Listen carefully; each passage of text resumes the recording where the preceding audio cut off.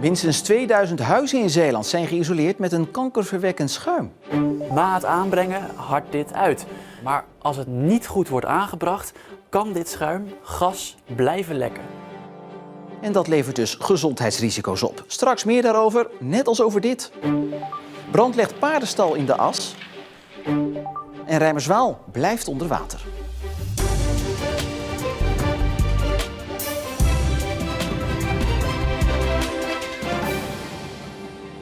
Goedenavond. Hoesten, hoofdpijn en misselijkheid. In het hele land duiken mensen op met klachten omdat hun huis is geïsoleerd met het giftige en kankerverwekkende UF-schuim. In Zeeland blijft het vooralsnog stil, maar de boosdoener zit hier wel degelijk tussen de muren. Tenminste 2000 Zeeuwse woningen zijn geïsoleerd met dit schuim. Begin dit jaar trekt de GGD aan de bel.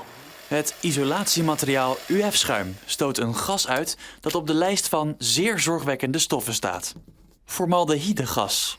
UF-schuim is goedkoop isolatiemateriaal en wordt voornamelijk tussen de muren gespoten. Na het aanbrengen hardt dit uit. Maar dan komt er ook formaldehydegas vrij. En op een gegeven moment stopt dat wel, maar als het niet goed wordt aangebracht, kan dit schuim gas blijven lekken. UF-schuim is een prikkelende stof die vooral werkt op de bovenste luchtwegen, dus prikkeling van de ogen, maar ook op longen kan het eventueel dus irritatie geven. Langdurig lange hoge blootstelling aan hoge concentraties, dan kan het ook tot kanker leiden. Het is zeker ook een kankerverwekkende stof. UF-schuim komt begin dit jaar in opspraak. Overal in het land verschijnen berichten over zieke mensen. Ook in Zeeland zijn een paar mensen bezorgd. 26 meldingen hebben we ongeveer gehad. En hoeveel van die 26 dachten jullie te kunnen koppelen aan UF-schuim? 1 of 2. De vraag is hoeveel mensen daadwerkelijk ziek worden van het schuim. Want het zit wel degelijk tussen de muren van duizenden huizen. Tijdens een rondgang bij woningcorporaties komen we erachter dat maar een klein deel weet welk van hun huizen zijn geïsoleerd met UF-schuim. Bij Zeeuwland zijn dat 200 huizen en bij Woongoed Zeeuws-Vlaanderen zijn dat 2000 huizen. Maar wat opvalt is dat het overgrote deel van de woningcorporaties helemaal niet laat uitzoeken waar het UF-schuim zit. Corporaties als Klavis, Stadlander en Woongoed Middelburg doen geen inventarisatie. En dat is een probleem, zegt werknemersvakbond FNV. Zij maken zich zorgen. Werknemers in de bouw en bewoners weten nu niet waar ze aan toe zijn. Ja, je moet het zo zien, als werknemers moeten werken, dan is de werkgever verplicht voor veilige en gezonde werkomstandigheden. En dat betekent dus ook dat de werkgever in kaart moet brengen aan welke stoffen werknemers kunnen worden blootgesteld. Iemand die bijvoorbeeld met een boormachine in een muur boort, kan nu onverwachts in aanraking komen met UF-schuim. En dat is heel zorgelijk. Het gaat hier om een kankerverwekkende stof, formaldehyde. En dat betekent ook dat werkgevers in kaart moeten brengen wat er aan de hand is, waar het schuim zit en welke maatregelen er nodig zijn om het schuim op een veilige manier te verwijderen. Werk aan de winkel dus, zegt het FNV. De conclusie is nu dat tenminste 2000 woningen zijn geïsoleerd met UF-schuim. Maar waarschijnlijk nog veel meer. En heb jij ervaringen op wat voor vlak dan ook met UF-schuim? Meld je dan door een appje of een mailtje te sturen via omroepzeeland.nl/contact. De 20-jarige man die wordt verdacht van het veroorzaken van het dodelijke ongeluk bij Terholen vorige maand blijft langer vastzitten. Dat heeft de rechtbank in Breda bepaald. De man zit sinds het ongeluk al vast. Zijn voorlopige hechtenis werd eerder al met 30 dagen verlengd en nu met nog 60 dagen. Het OM verdenkt de man van het veroorzaken van het ongeluk met de dood en zwaar lichamelijk letsel tot gevolg. Bij het ongeluk half juni kwamen 3 basisschoolleerlingen en de directeur van basisschool De Warande uit Axel om het leven. Andere kinderen raakten gewond, waarvan 3 ernstig. We praten erover verder met collega Mercy Kamermans. Ja, het voorarrest is nog een keer verlengd, nu met 60 dagen. Ja, wat voor beargumentatie hoort daarbij? Ja, die hebben we er niet echt bij gekregen. Daar is de rechtbank en het OM zijn daar heel erg terughoudend mee. Maar het zegt natuurlijk wel iets. In eerste instantie is het met 2 weken verlengd. Toen nog eens met 30 dagen, een maand en nu weer met 2 maanden. Dus ja, dat betekent wel dat de verdenking tegen hem heel zwaar is. Ja, is er ook al meer bekend geworden over de slachtoffers die dus een maand geleden nog deels in het ziekenhuis lagen? Ja, dat hebben we ook nagevraagd. Ze waren allemaal uit het ziekenhuis ontslagen. Maar nu is er eentje tijdelijk weer even opgenomen in het ziekenhuis. En dat betekent gewoon, dat wil zeggen dat het gewoon enorm zwaar letsel is wat sommige van die kinderen hebben opgelopen. En hoe gaat deze zaak nu verder? Ja, we zullen eind september, dan zullen we de eerste proforma zitting hebben. Want dan zit hij 3 maanden vast en moet hij voor de eerste keer voor de rechtbank verschijnen. Dus eind september meer duidelijkheid. Mercy, dankjewel. Bij een grote brand in Aardenburg is een paardenstal volledig verwoest. De brand brak rond 6 uur vanmorgen uit en daar kwam veel rook bij vrij, die tot in de verre omtrek was te zien. Toen de brandweer met meerdere eenheden ter plekke kwam, was er alleen nog veel rook te zien. Maar al snel bleek dat de stal niet meer te redden was. Ja, we troffen hier, zoals je kunt zien, een stal aan die in brand stond. De brand had zich ontwikkeld in het isolatiemateriaal van de dakbedekking. Dat was voor ons moeilijk bij te komen. Ja, zoals je kunt zien, het pand is volledig afgebrand helaas. De brandweer moest bij aankomst dringend op zoek naar water om de woning naast de stal te kunnen behouden. Het probleem was hier ook om voldoende bluswater binnen een bepaalde tijd te krijgen. Dus pas als wij voldoende bluswater hadden, konden we ook echt gaan blussen. Het water was net op tijd opgebouwd toen dat brand echt uitslaan werd, waardoor we de woning hebben kunnen behouden. Gelukkig waren de bewoners op tijd gewaarschuwd en konden ze de paarden nog veilig naar buiten brengen. Bij Oostkapelle is gisteravond een zwemmer om het leven gekomen. Over de man werd rond 7:15 alarm geslagen. Uiteindelijk werd de man door een strandwacht uit het water gehaald en is hij nog gereanimeerd, maar die hulp mocht niet meer baten.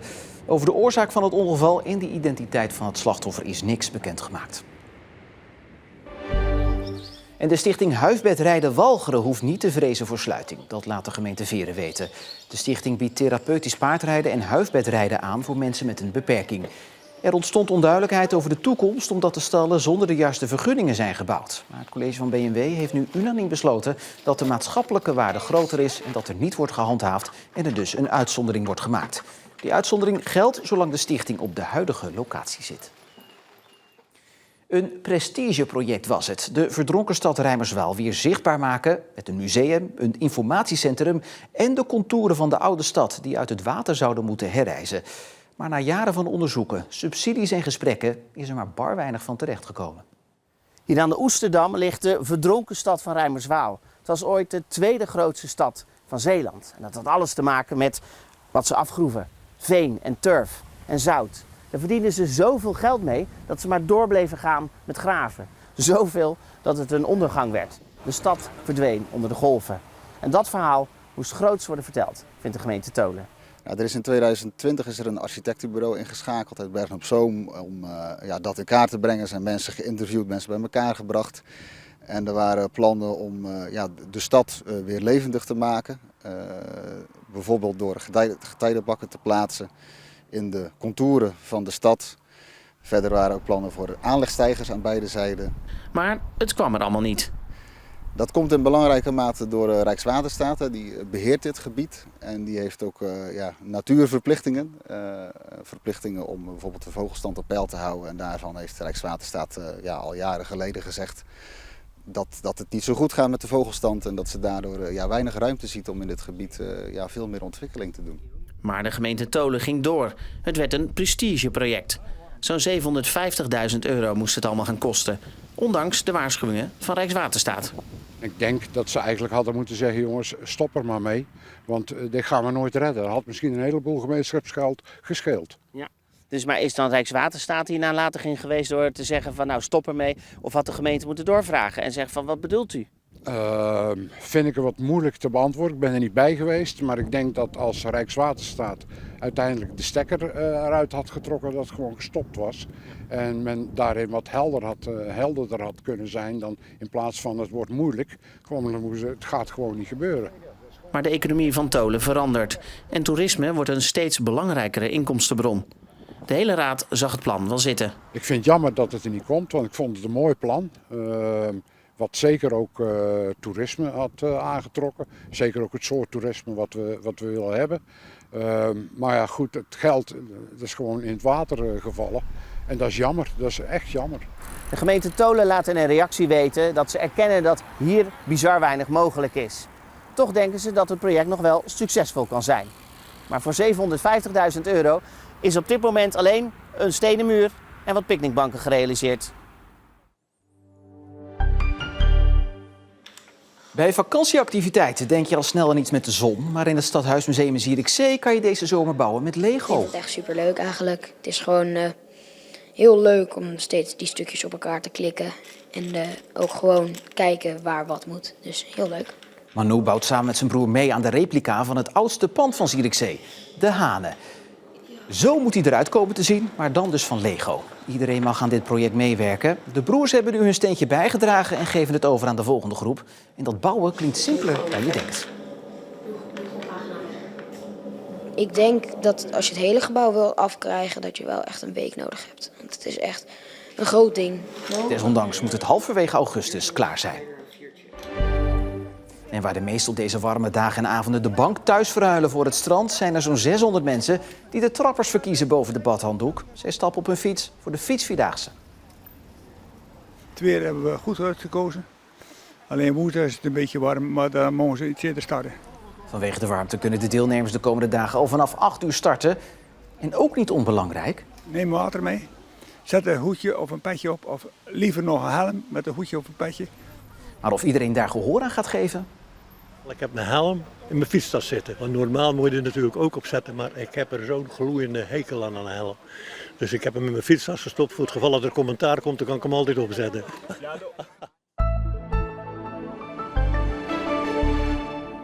Ja, de zon had er vanaf het begin al zin in en scheen uitbundig. Hier en daar wel begeleid met wat sluierbewolking. De temperatuur steeg op sommige plekken al richting de 30 graden.